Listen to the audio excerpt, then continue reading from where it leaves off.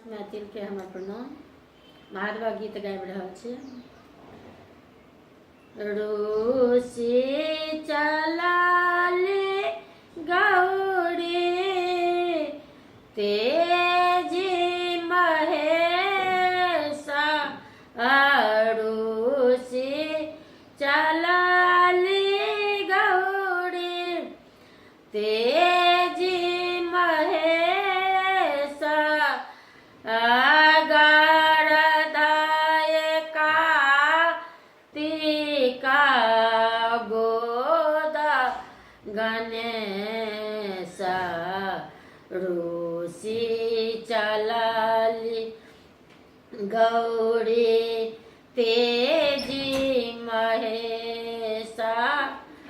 गरदायका तिका गोदा गणेशा, नैहर हे गौरी जून जाओ, नैहर हे गौरी जून जाओ,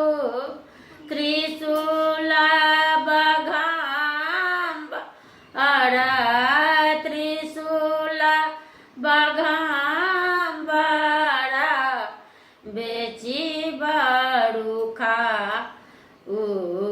रूसी चल अली गौरी तेजी महेशा, त्रिशूला बघाम बेचलो न जाई, त्रिशूला बघाम बेचलो न जाई, दुख हमका टाबा, दुख हमका टाबा, नैहर जाई, रूसी चलाली गौरी देखलऊँ हे